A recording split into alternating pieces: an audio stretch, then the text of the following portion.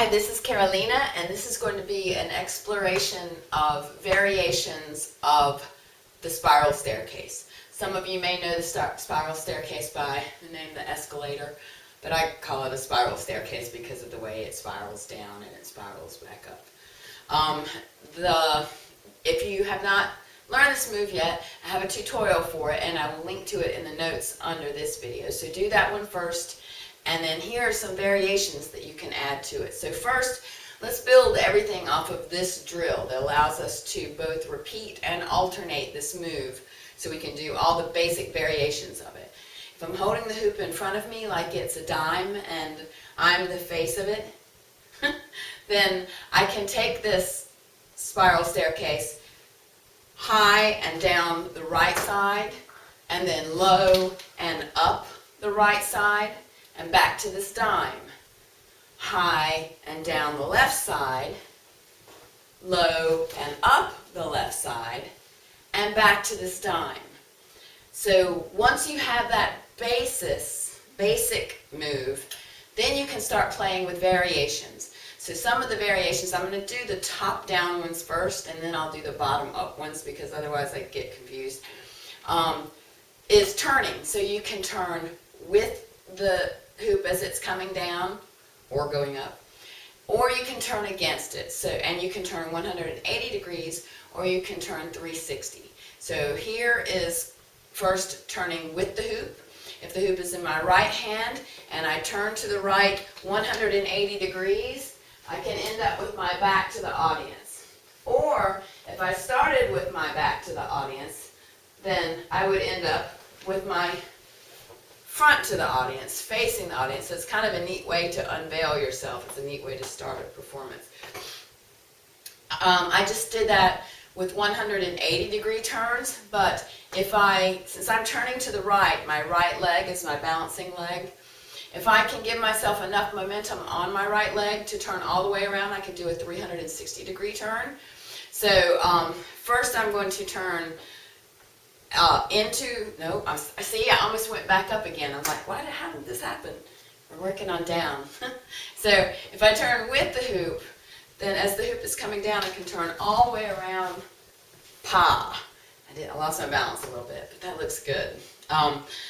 Or I can also go, I think, in an anti-spin turn, where if I wait till the hoop is on my neck, and I turn all the way around.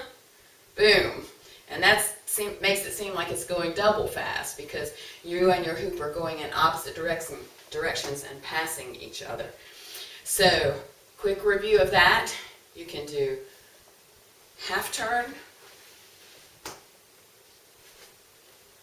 half turn, and I wait till the hoop is on my neck before I start turning, because then my neck is the axis and I can turn with it or against it at that point. So, placing it on my neck and turning all the way around. Lift up my leg, don't sit it down until I'm facing you guys again. Or in anti-spin. So in anti-spin, same leg, yeah, it's going to be the same right leg that takes the balance. So if it's the right hand, it's the right leg, no matter which way you're turning with it coming down. So now let's talk a little bit about going up. So, excuse me y'all. I'm so sick. This has been the hardest video for me to do this month because it was very hard to get out of bed to even do it. I've been coughing, man.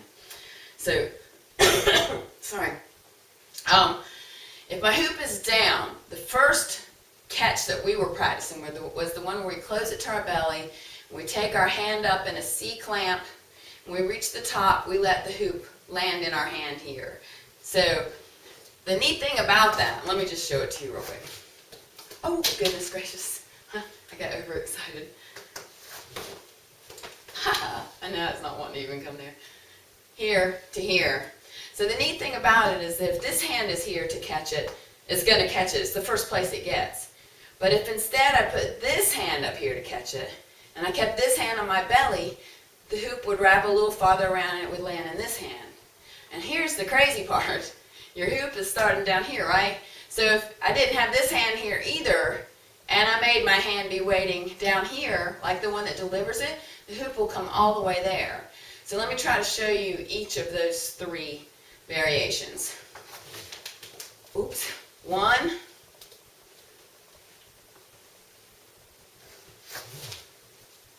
2,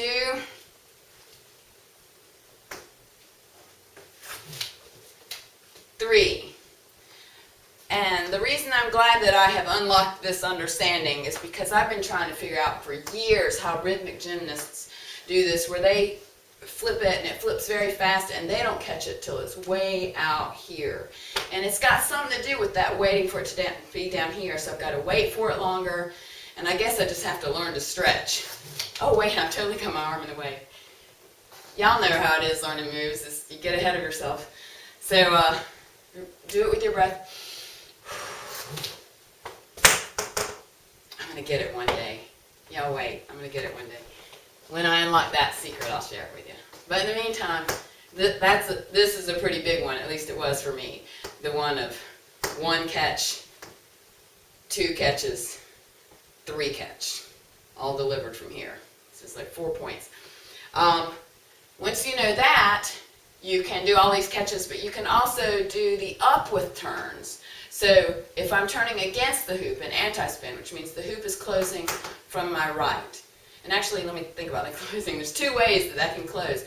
I can either bring the hoop to my belly, put my balance on my right leg, and turn right. Whoa! That gives it a lot of oomph, and it makes it easy to miss. This has been my experience. What I have better luck with is instead keeping my hand where it is, moving my weight onto my leg, and taking my belly to my hand in my anti-spin. It comes up a little slower because I'm not as winding up, and it makes it less likely that I'm going to miss it. So that's an anti-spin turn, and you can do that turn so that you either end up with the hoop hanging behind you, like this, or you can keep turning and bring the hoop on back around in front of you.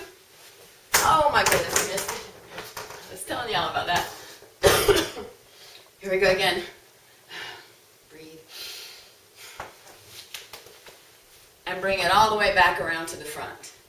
So all of those variations right there are with anti-spin. We can also do it with spinning with the hoop. I find this much harder. I find the hoop, something in me is not clicking, and I tend to lose my oomph. But here's what that looks like. So I wait till it's against my belly, and I turn, and I keep turning. And I can either end up with the hoop behind me, or at the very end I can bring it on around and end with it in front of me.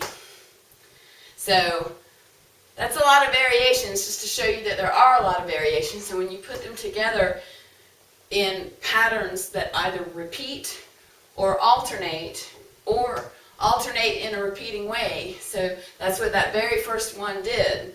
It was going down one side and up one side. First alternation. Going down the other side and then up the other side for second alternation. And then we do it again. First repetition.